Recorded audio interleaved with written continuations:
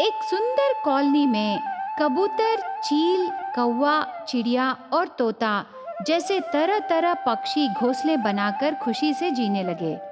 वो गर्मी का मौसम है, बहुत धूप पड़ रही थी। एक दिन कौवे की बच्ची थक कर घर आके मैं कल से स्कूल को नहीं जाऊंगी, मुझसे नहीं होगा माँ। क्या हुआ बेटी, क्यों थक गई? तुम्हारे स्कूल टीचर कबूतर ने कुछ कहा क्या? नहीं माँ, ये धूप देखने से मुझे डर लग रहा है। रात कब होगा करके राह देखना पड़ रहा है माँ। तो ठीक कह रही है बेटी, धूप बहुत पड़ रही है। सूरज किसी को भी पसंद नहीं है, सबको चांद ही बहुत पसंद है। थोड़े दिनों बाद तुम्हें छुट्टियां दे देंगे ना, तब तक थोड़ा एडजस्ट हो जाओ बेटी। ऐसे कह के समझाती है।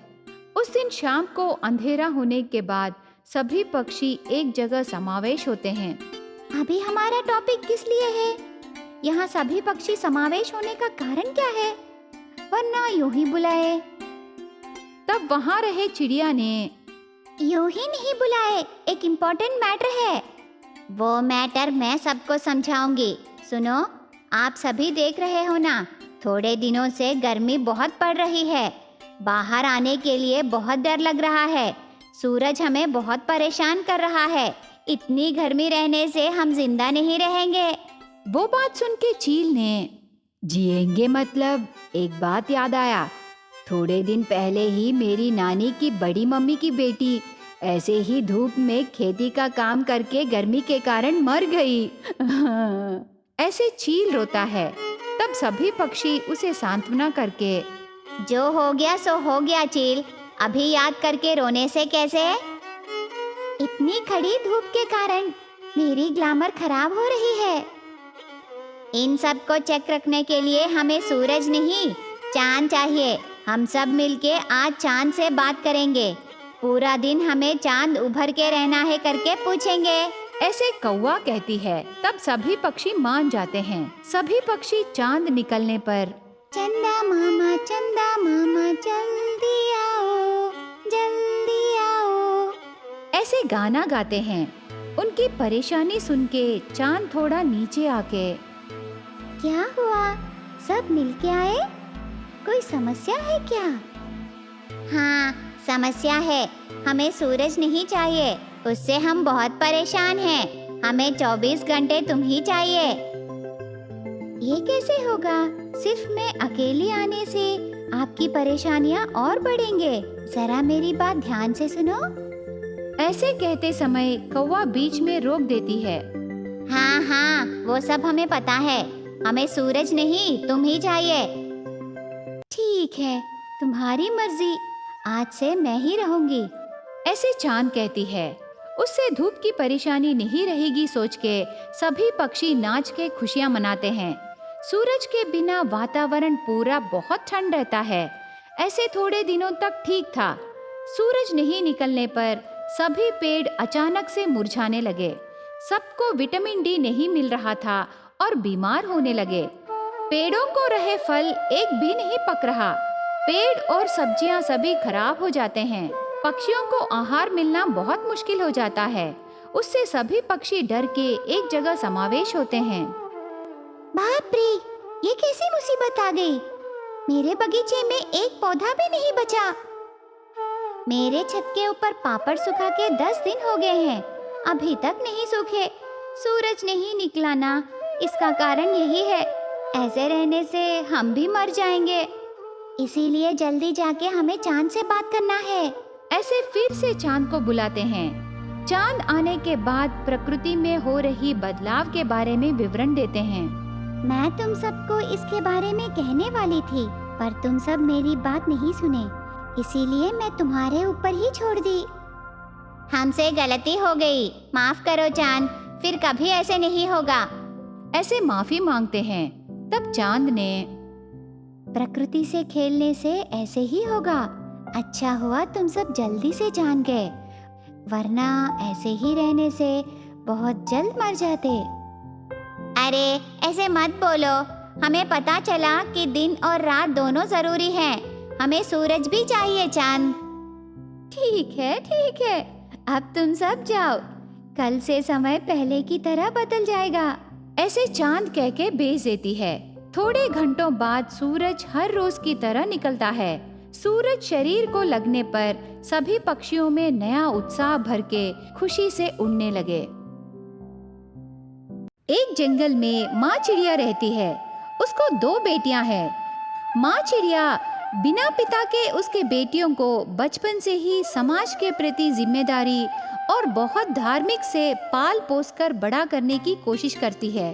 पर दोनों बड़े होने के बाद उनके माँ के धार्मिक सिद्धांत उनकी जिंदगियों को बदल नहीं सकी और उनके परेशानियों को दूर नहीं कर सकी। इसीलिए दोनों उनके माँ के सिद्धांतों को बिना अनुसरण किए बदल जाते हैं। माँ, मेरे दोस्तों से मिलकर मैं जॉली ट्रिप को जाना चाहती हूँ। मुझे 10,000 रुपए चाहिए। तब माँ चिड़िया ने, एक क्या बेटी, इस महीने में मैं 20 अनाथ बच्चों के फीस भरूंगी बोली ना। अब तुम 10,000 रुपए पूछने से कैसे बेटी? ऐसे कहने पर बेटी चिड़िया को बहुत गुस्सा आता है।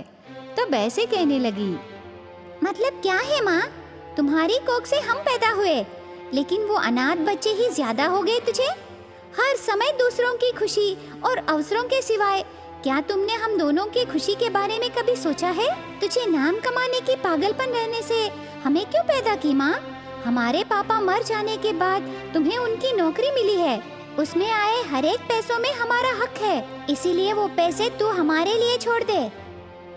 ऐसे माँ को मुंह में आई बातें बोलकर पैसे लेकर खर्चा कर देती है। घर को और समाज को एक समान देखने की इच्छा माँ चिड़िया को रहती है, पर माँ चिड़िया की आशा और इच्छा उसकी बेटियों को बिल्कुल पसंद नहीं थे। इसीलिए हर एक विषय में माँ चिड़िया से बच्चे विभेदन करते हैं। इस तरह दिन बीतते गए। अचानक एक दिन माँ चिड़िया मर जाने पर उसे आखिरी बार देखने के लिए उससे लाभान्वित हुए पक्षी और ठीक हुए पक्षी दूर दूर से आते हैं। बहुत सारे पक्षी उनकी माँ का लाश देखने के लिए आने पर भी दोनों बेटियों को कुछ भी महसूस नहीं होता। देखी दीदी, माँ को देखने इतने सारे लोग आए, पर एक भी हमारी सहायता करने सामने नहीं आए। लेकिन हमारी माँ हमें छोड़कर बहुत दिलचस्पी से दूसरों की सहायता करती रही। हाँ बहन, सगी बेटियों के लिए एक घर तक नहीं बनाई, हमारे लिए सेविंग्स भी नहीं की। हर समय दूसरों की मदद करके वो खुद बहुत पुण्य कमाई, पर बच्चों के लिए एक पैसा भी बचा के नहीं रखी। छे! ऐसी मरी हुई माँ के लिए बहुत गलत से बात कर रहे थे। माँ चिड़िया मर के महीने बीत जाते हैं। बाहर जाने से हर कोई उनके अभिवादन करने वाले ही हैं। इससे ज्यादा कोई उपयोग नहीं है। एक बार दोनों बहनें जंगल की तरफ जाते समय उनको वन देवता की आवाज सुनाई देती है। बच्चों, जरा रुक जाओ, तुम दोनों से कुछ बात करनी है। ऐसे सुनाई देता है, पर चारों ओर कोई भी दिखाई नहीं देते। कौन हो आप? आप हमसे क्या बात करना चाहते हो? तब वन देवता ने, मैं इस जंगल की देवी हूँ। मैं तुमसे एक विषय के बारे में बात करना चाहती हूँ। लगता है मरी हुई तुम्हारे माँ के ऊपर बहुत गुस्से से हो। क्यों नहीं रहेगा माँ? हमारी माँ जब जिंदा थी तब दूसरों की अच्छाई के लिए और उनकी सहायता करने के लिए पूरा खर्चा करके हमें भिखारी बना के यहाँ छोड़कर चली गई। उसके ऊपर हम दोनों को गुस्सा रहने से उसमें गलती क्या है माँ?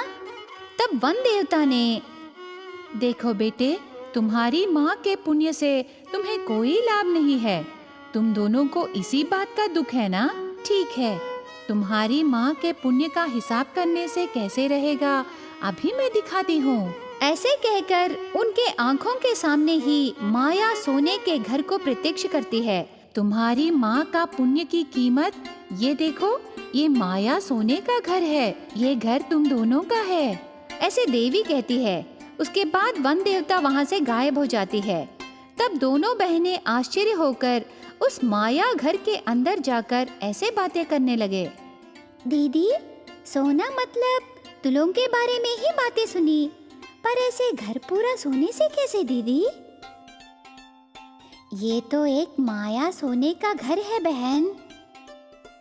मतलब क्या हम किसी को याद करें तो क्या माँ को याद करने से यहाँ आएगी दीदी? ऐसे कहती है। तब तुरंत माँ वहाँ प्रत्यक्ष होकर, तुम याद करने से मैं आऊंगी। माँ को देखकर दोनों बच्चे शॉक हो जाते हैं।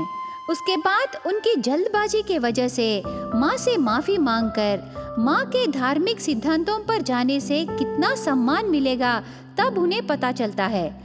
और ये माया सोने के घर को देखकर वो सच मानते हैं। इसीलिए आगे से वो अपनी माँ के सिद्धांतों के जरिए जीने का निर्णय करते हैं। उसके बाद हर रोज उस माया सोने के घर को आकर माँ से थोड़ा समय बिताकर चले जाते हैं। इस प्रकार सबको सहायता करने में बहुत सम्मान मिलता है।